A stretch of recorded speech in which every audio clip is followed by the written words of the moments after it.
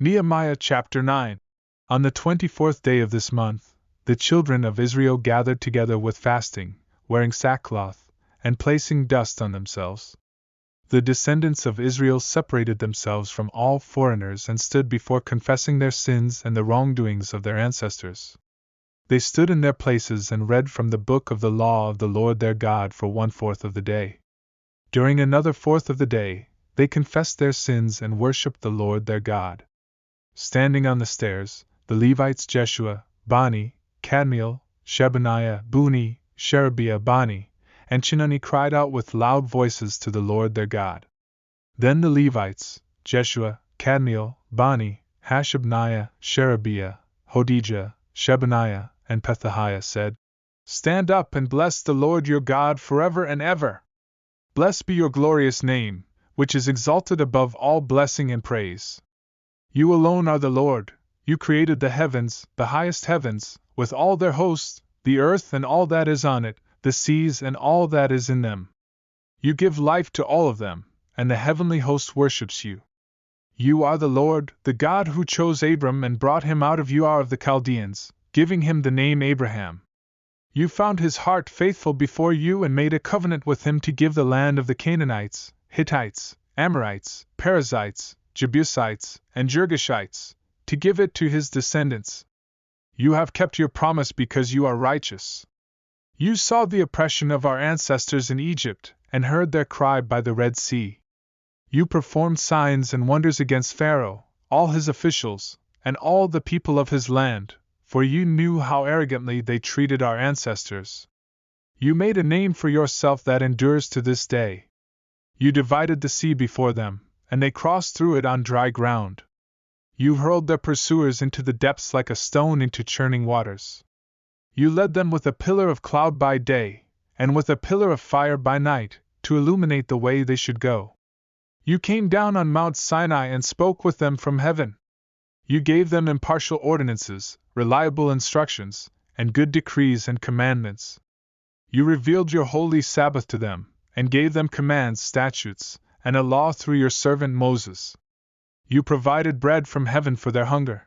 You brought them water from the rock for their thirst. You told them to enter and possess the land you had sworn to give them.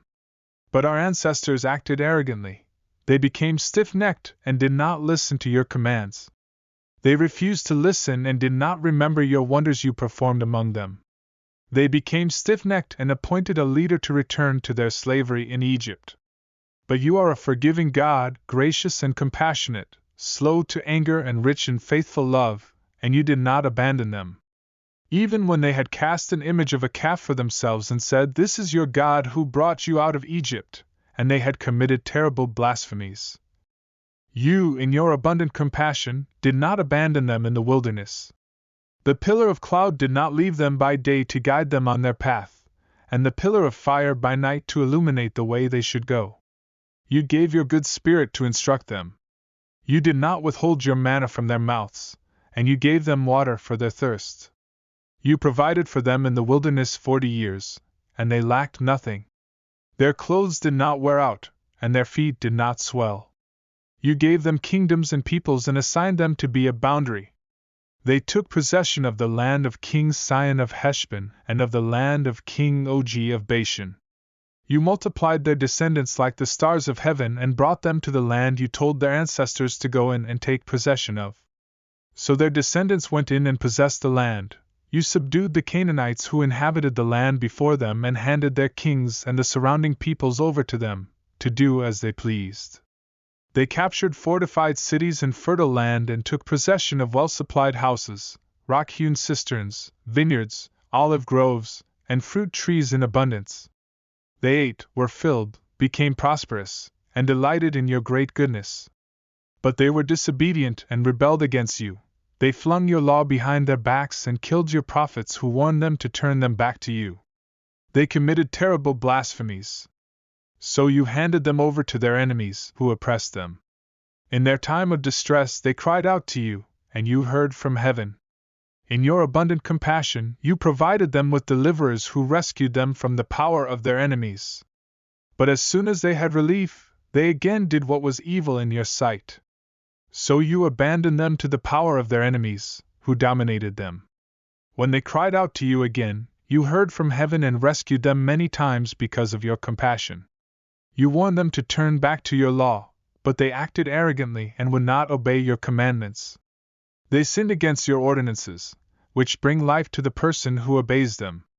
They stubbornly resisted, stiffened their necks, and would not obey. You were patient with them for many years, and your spirit warned them through your prophets, but they would not listen. Therefore, you handed them over to the surrounding peoples. In your abundant compassion, you did not destroy them or abandon them, for you are a gracious and compassionate God. Now therefore, our God, the great, mighty, and awe-inspiring God who keeps His gracious covenant, do not view lightly all the hardships that have afflicted us, our kings and leaders, our priests and prophets, our ancestors and all your people, from the days of the Assyrian kings until today. You are righteous concerning all that has come on us, because you have acted faithfully, while we have acted wickedly. Our kings, leaders, priests, and ancestors did not obey your law or listen to your commands and warnings you gave them. While they were in their kingdom, with your abundant goodness that you gave them, and in the spacious and fertile land you set before them, they would not serve you or turn from their wicked ways. Here we are today, slaves in the land you gave our ancestors so that they could enjoy its fruit and its goodness. Here we are, slaves in it. Its abundant harvest goes to the kings you have set over us, because of our sins. They rule over our bodies and our livestock as they please. We are in great distress. In view of all this, we are making a binding agreement and writing on a sealed document containing the names of our leaders, Levites, and priests.